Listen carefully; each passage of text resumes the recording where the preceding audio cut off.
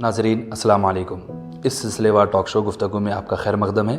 میں آپ کا ہوسٹ عبدالقادر ایک بار پھر ایک اہم موضوع اور خاص مہمان کے ساتھ آپ کے روبرو ہوں۔ ہمارے بیچ اس شہر کے معروف شخصیت مولانا احسن الحمومی صاحب موجود ہے۔ مولانا صاحب آپ کا خیر مقدم ہے۔ جزاک اللہ شکریہ۔ گفتگو شروع کرنے سے پہلے مولانا کا مختصر سا تعارف کرنا چاہوں گا۔ آپ کامل الحدیث ہے جامعہ نظامیہ سے، اور آپ نے پی ایچ ڈی کی ہے عربک لنگوسٹکس میں افلو یونیورسٹی سے۔ الحمدللہ آپ شاہی مسجد باغیام حیدرآباد کے شاہی امام ہیں۔ گفتگو شروع کرتے ہیں۔ آج کا جو ہمارا عنوان ہے وہ تجارت کے تعلق سے ہے۔ اسلام کے روشنی میں تجارت کی اہمیت تھوڑی ہمیں بتائیے۔ بسم اللہ الرحمن الرحیم، نحمدہ ونصلی ونسلم علی رسولہ الکریم وعلی آلہ وصحبہ اجمعین۔ اللہ رب العزت نے اس دنیا میں انسان کو بھیجا ہے تو اس کی ضرورتوں کی تکمیل کے پورے ذرائع بھی اللہ نے اس دنیا میں پیدا فرمائے۔ انسان کی ضرورتیں جتنی ہیں ان ضرورتوں کی تکمیل کی کوشش انسان کو کرنی ہے۔ اس کوشش میں انسان عمومی طور پر دو چیزیں ابھر کر آتی ہیں۔ ایک نوکری ہے، یعنی آپ کہیں ملازمت کرتے ہیں، کہیں آپ جاب کرتے ہیں۔ دوسرے ہے تجارت، یعنی اپنے آپ سے آپ کسی قسم کی بزنس کرتے ہیں۔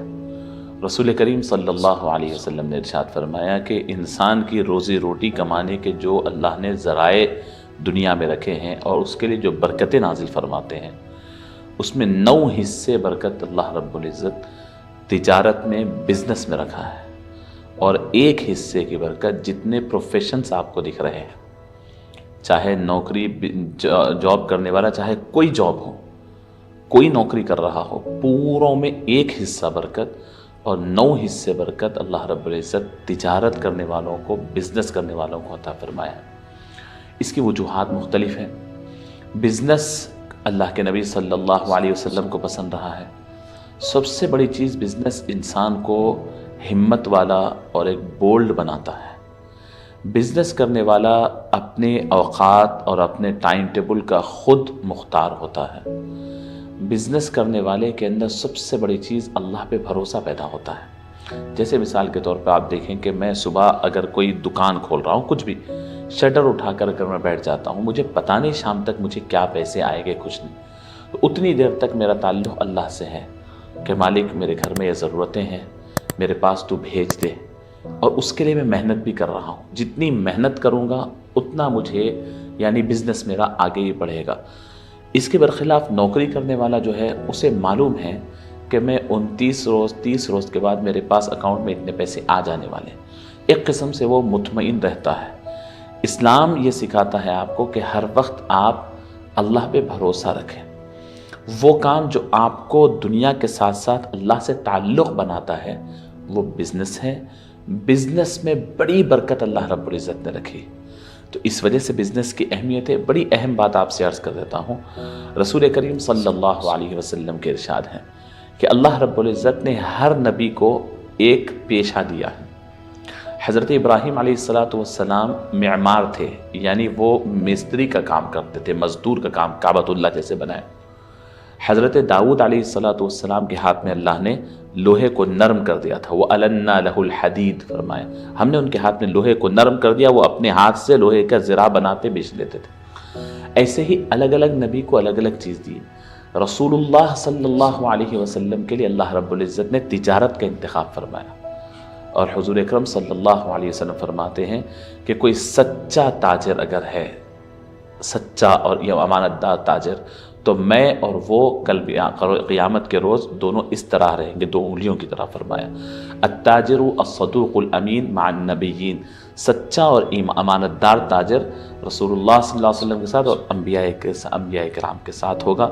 تو تجارت کی بڑی اہمیت یعنی اس طریقے سے احادیث کریمہ میں ہمیں ملتی ہے۔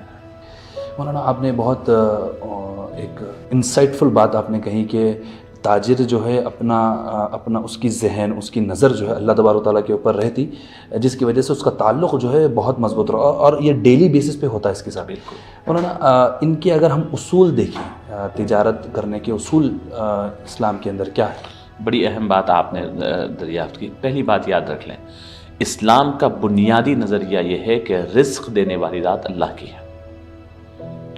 جس وقت انسان ماں کے پیٹ میں ہوتا ہے اس وقت اس کا رزق لکھ دیا جاتا ہے. اس دنیا میں آنے کے بعد ہم کو ذرائع تلاش کرنا پڑتا ہے، یعنی سورس میں کیا اختیار کر رہا ہوں. اللہ نے میری قسمت میں 10 کروڑ روپے مثال کے طور پر رکھ دیا ہے، میں پیدا ہونے سے لے کے مرنے تک. اب وہ 10 کروڑ روپے لینے کا جو سورس ہے وہ مجھے دیکھنی چاہیے. میں چور بن کے لوں، ڈاکہ ڈال کے لوں، دھوکے بازی سے لوں، تاجر بن کے لوں، بزنس مین بن کے لوں، وہ سورس میں تلاش کر رہا ہوں. میں رزق تلاش نہیں کر رہا ہوں. یہ بنیادی وجہ، میں سورس تلاش کر رہا ہوں. نمبر 1. اب جب آپ کے ذہن میں یہ بات آ جاتی ہے تو 2 چیزیں آپ کے سامنے ہوئی. ایک نوجوان ہوں اگر میں، ٹین ایجر اگر ہوں میں، کالج کی زندگی سے اب میں اپنے آپ کو معاشیات کی طرف لانا چاہتا ہوں میں، تو میرے سامنے ایک ہے جاب کرنا، نوکری. میں اس کو عیبدار نہیں کہہ رہا ہوں، لیکن ہمت والوں کا کام یہ ہے کہ وہ بزنس کرے. تو خیر، تو 2 چیزیں میرے سامنے آ گئی. اب میں جب بزنس کی بات ہے تو بزنس ہی پہ بات کروں گا. بزنس اور تجارت میں جب آپ جاتے ہیں تو آپ کے لیے بہت سارے فیلڈ سامنے آتے ہیں. اس کے اندر اسلامی نقطہ نظر یاد رکھیں کہ 2 چیزیں میں آپ کو بتا دیتا ہوں، دونوں یعنی کون سے جائز ہیں کون سے ناجائز ہیں. اسلامی شرط میں سب سے بنیادی شرط یہ ہے کہ انسانی زندگی کو، ایٹماسفیئر کو، دنیاوی ماحول کو، انوائرمنٹ کو. نمبر 1 میں کیا کہا کہ انسانی زندگی کو، ایٹماسفیئر اور انوائرمنٹ کو جو چیز بھی نقصان دینے والی ہے، خراب کرنے والی ہے، میں اس کو اپنے بزنس کا ذریعہ نہیں بنانے چاہیے. میری بزنس کسی کی صحت بگاڑنے کے لیے، کسی کو متاثر کرنے کے لیے، کسی کی طبیعت خراب کرنے کے لیے میرا بزنس چل رہا ہے. میرے پاس تو پیسے آ رہے ہیں لیکن سامنے والے کا نقصان ہو رہا ہے. میرا بزنس چل رہا ہے، پورا محلے کا ماحول خراب ہو رہا ہے. میرا بزنس چل رہا ہے، پورا ایٹماسفیئر خراب ہو رہا ہے، پورا انوائرمنٹ پہ گرد آلود انتہائی مختلف بیماریاں پھیل رہی ہیں. یہ اسلام ناجائز قرار دیا. یہی وجہ ہے کہ شراب کو اسلام ناجائز قرار دیا، شراب کے بزنس کو. کیوں؟ کہ شراب انسانی جسم کو خراب کرتا ہے. شراب کے پینے سے سوسائٹی خراب ہوتی ہے. نشاور چیزوں کی ممانعت اس وجہ سے، جتنے بھی چیزیں. تو یہ بنیادی بات میں آپ کو ذکر کر دی. اور آج دنیا میں جتنے بڑے بڑے کروڑ پتی لوگ دکھ رہے ہیں جو غیر معمولی ان کے پاس پیسہ ہے، آپ دیکھیں وہ انسان کی زندگی کو وہ اپنے ایک ٹول کی طرح استعمال کرتے ہیں. وہ آپ کو، ہم کو مطلب 125 کروڑ مسلمان انسان اگر ہندوستان میں ہیں، اگر ان کو معلوم ہے تو وہ آپ کو انسان کی نظر سے نہیں دیکھ رہے ہیں. وہ آپ کو اس لحاظ سے دیکھ رہے ہیں کہ ہمارے یعنی کسٹمر ہے. تو وہ کس طریقے سے آئیں گے، یعنی وہ کس طریقے سے ان کو یہ دیکھ رہے ہیں کہ میری دوا کتنوں میں بک رہی ہے، وہ دوا سے اس کی اندر کتنا ڈیمیج ہو رہا ہے، وہ یہ نہیں دیکھتے. اسی وجہ سے کئی چیزوں میں ملاوٹ ہوتی ہے. یہ تمام چیزیں چاہتی ہیں نا، ملاوٹ ہونا، دھوکہ دینا، ہر چیز اسی میں شامل ہو گئی. اسلام ان تمام چیزوں کو، اگرچہ اس کے اندر 100 ٹائمز اگر فائدہ ہو، اسلام اس کی طرف آپ کو انکریج نہیں کرتا. اسلام ایسا بزنس کرنے کے لیے آپ کو حکم نہیں دیتا. اس کے برخلاف دوسرا طریقہ کہ ہر وہ چیز آپ بزنس کرتے وقت میرا جیب بھرے، یہ ضرور خیال رکھیں. ساتھ ہی ساتھ یہ دیکھیں کہ یہ چیز استعمال کرنے والا جو ہے اس کی صحت، اس کی معاشرے کی اصلاح اور پورے انوائرمنٹ ہر چیز بہتر ہو. میرے بزنس کے ساتھ ساتھ مجھے ان چیزوں پہ نظر رکھنی چاہیے. اسلام کا بنیادی نقطہ نظر یہ ہے کہ آپ اپنے آپ کو ڈیولپ کرنے کے لیے سامنے والوں کو ڈیمیج کبھی نہیں کر سکتے. ایسے کوئی بزنسز، ایسی کوئی فیلڈ چاہے کتنی ہی چمکدار رہے، آپ نہیں کر سکتے اور کرنا آپ کے لیے مناسب نہیں ہے. یہ اسلام کا بنیادی نقطہ ہے. مولانا تو ایک بات یہ سمجھ میں ہے کہ 3 لیولز پہ ہے. ایک جو ہے انفرادی پہ، انڈیویجول، بالکل، کہ ان کو نقصان نہ پہنچے. دوسرا جو ہے معاشرے کا نقصان نہ پہنچے، ان کا فائدہ ہو. اور پھر ایک انوائرمنٹ. ایک یہ بہت عجیب بات مولانا معلوم ہے کہ ایکو فرینڈلی بول کے ہم جو الفاظ سن رہے ہیں، یہ عین اسلام کے بالکل لازمی طور پر اسلام میں آپ کو یہ عرض کر رہا ہوں کہ ہم کو جو بنیادی تصور دیا گیا ہے، ہم اللہ رب العزت کی عبادت کرتے ہیں. یہ کائنات کی ہر چیز اللہ کی ہے.